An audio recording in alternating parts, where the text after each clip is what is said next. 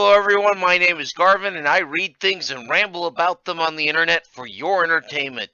Today, we're continuing our series of brief introductions to other lost lands that are going to come up in our continuing series on Atlantis. Today's lost continent is an interesting one because unlike Atlantis, Hyperborea, or Tool, or Thule, or Tula, or however the hell you're supposed to pronounce it, just leave me alone. Sorry. Lemuria doesn't actually have any roots in the tradition of Greek or other ancient civilizations. Lemuria is actually a somewhat modern idea. Well, more modern than Atlantis, or Hyperborea at least. It has its roots in the 1800s and is actually coming from a set of older scientific theories that are currently disproven and disregarded. Now, there are some mystical elements and beliefs, and they're coming very, very soon for Atlantis, so we are going to touch on them just a little bit in this video. So let's get to it. So by the early and mid 1800s, the study of fossils and stone have taken off, becoming, or at least in the process of becoming, modern paleontology and geology. So these are two sciences that are being born, or at best in their infancy. These early pioneers of science were struggling to make sense of the things they found and were seeing, because all of this new information overturned the accepted ideas of how life developed, the age of the planet, and other things, throwing everything up into the air. So you had a lot of ideas flying around. For example, in 1840, French geologist Ayrton Geoffroy Saint Hilaire suggested a land bridge existed between Madagascar and India at one time. English paleontologist Sierra V. Wood suggested a vast continent actually stretched from South Africa to India in the Mesozoic Age. Now, they suggested this because the standing belief at the time was that the continents and oceans did not move. That said, they had evidence, uh, the common forms of life on both sides of the Atlantic, for example, fossils and other things, showing that certain continents were connected at different times. So they knew land bridges could be a thing and could be submerged beneath the waves. So they made that logical step. What really kicks us off, though, is in 1864, where Philip Sclater, a noted zoologist, published Mammals of Madagascar. In that paper, he noted that there was a weird distribution of lemur fossils and species. Specifically, he notes around 30 species of lemur in Madagascar, about 11 in Africa, less in India, and a single species in Indonesia, but there's nothing in the Middle East or between India and Indonesia, which begs the question, how did lemurs get there?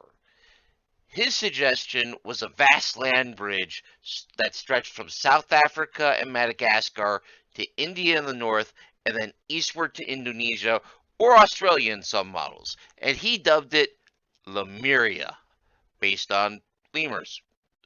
The idea seized a hold of the popular consciousness at the time and has never really let go, in my opinion. Part of the reason it lodged itself so deep in the popular consciousness was because it also got entangled with the theories of a German biologist and artist and professor and a bunch of other things named Ernst Haeckel, who in 1868 published his work entitled History of Creation.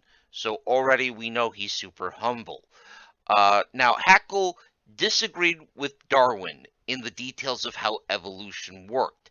At this point, evolution was a widely accepted theory, but the mechanics of it were still very heavily debated. And Haeckel was supporting Lamarck, a French biologist who argued that characteristics acquired over the lifetime of an organism could be transmitted to that organism's offspring. To give you an example that was given to me by a science teacher recently, imagine your dad's a blacksmith and he's got really dense forearm bones due to the shock and stress of hammering on metal all day. According to Lamarckism, you might be born with those dense forearm bones as an adaptation. Now, I checked with two accredited biologists. This theory is fully discredited, uh, at least in vertebrate evolution. But at the time, this was a respected competitor theory to Darwin's. He also disagreed with Darwin in that he believed that the cradle of human evolution was in Africa, but a lost land somewhere between Asia and Africa in the Indian or possibly Pacific Oceans.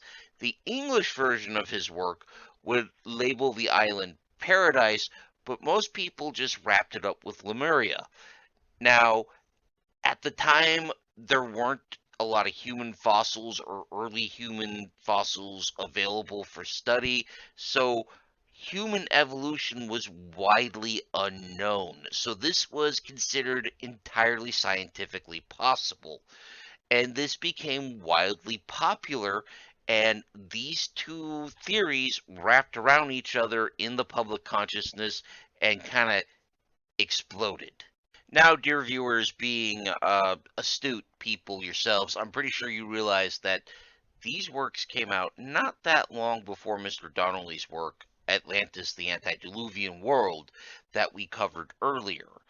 And these ideas kind of combined into a simmering stew that became very seductive for the audience of people who would read these ideas and discuss them. And in my view, the reason they were so attractive to that audience would be mostly wealthy to middle class white Europeans and Americans, along with Australians and New Zealanders, to be fair, was it creates this story of humanity arising in some misty, forgotten continent in the Indian Ocean and bravely spreading across the world, arriving to this continent in the middle of the Atlantic Ocean, creating a civilization that achieved heights that would conveniently only be surpassed by what was then modern Western civilization before collapsing. And this played on the vanity of those audiences as well as their anxieties. Now, I can't speak to the views or experiences of people in other civilizations and cultures, and I don't presume to. So I'm only speaking about Westerners here. But arising from the fall of the Roman Empire had created and still has left us with the unavoidable awareness that civilizations can die, that they can fall and end. And when you know that, you can't help but wonder about the health of your own civilization and wonder how close you're living to the end of that civilization. And this narrative not only plays on your vanity, but your anxiety about that. So when you have ideas that play on people's vanity and anxiety like that, it attracts attention, right? And in the early 20th century, a number of pseudoscientists and just outright mystics got involved. I guess the science just wasn't spicy enough on its own. Who knows? The most famous of these people were James Churchward and Helen Blavatsky. Now, James Churchward would claim to have received knowledge while stationed in India that Lemuria existed. It was 5,000 miles long, 3,000 miles wide, and populated by millions of human beings, but it was destroyed in 10,000 BC. Miss Blavatsky, on the other hand, would claim that a group of secret immortals taught her that the Lemurians were egg-laying hermaphrodites with psychic powers and a third eye, but over time changed to reproduce like modern humans. When Lemuria disappeared, she stated that the survivors migrated over Africa to Atlantis and developed into a separate, distinct race of humanity. Another gentleman named Frederick Spencer Oliver would claim instead that surviving Lemurians fled to an underground city located under Mount Shasta in California, while yet another guy, Rudolf Steiner, claimed that no, the Tibetans actually fled to Tibet because by then the Western obsession with Tibet was coming around and we got to start throwing weird mystic stuff into Tibet. It's just where we put things. I know that's a lot of names I just threw out there without a lot of context, but I promise we are coming back to this and we're going to dig into this in the future.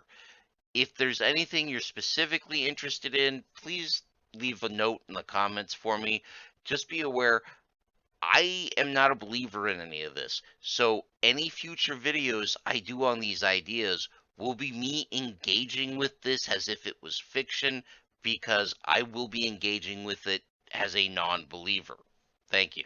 By the 1950s and 60s, continental drift had become a fully accepted scientific theory, though, and later plate tectonics would basically win the debate in geology hands down. Given that there was no physical evidence for its existence, and it was not even needed as an explanation for why lemurs and other species were spread out the way they were, Lemuria was abandoned as a scientific theory because that's what you do when there's no evidence for it and you don't need it anymore in science. You just send it on its way. Mystical societies and fiction, however, would keep a hold of Lemuria, especially in fantasy and in tabletop RPGs. There's people love using the Lemurian continent as a setting. It's great. So politically, it still hangs around on the fringes as well. There are elements of the Tamil national movement that took the idea of Lemuria, merged it with their own stories of their lost land of Kumari Kadam. I apologize if I mispronounced that to anybody listening. I couldn't find a pronunciation guide for it. But as you can guess, that particular little can is going to be something we open later. Just as a postscript, I am going to note that it was discovered that about 70 million years ago, a microcontinent did link Madagascar and India, and they named it Marita instead of Lemuria. They had that opportunity, they just let it slide by. Just scientists, I don't know. Well, that is our introduction to Lemuria. I hope you found this brief overview informative or at least entertaining. If so, please leave a like, comment, or even subscribe. All of these really help me in my struggle against the dread Lord algorithm. Terror be on his name. If you'd like to support this channel further than that, consider joining the ranks of my ever-wise patrons, whose votes help decide content such as this video. Speaking of which, special thanks to Big Steve, my biggest supporter. As always, thanks, big man. Next week, we grapple with the last of the Lost Lands we're going to cover, the continent of Mu, or Mew, depending on which pronunciation guide I decide to go with, next week. I hope you'll join me, but until then, take care of yourselves, take care of each other, and of course, keep reading.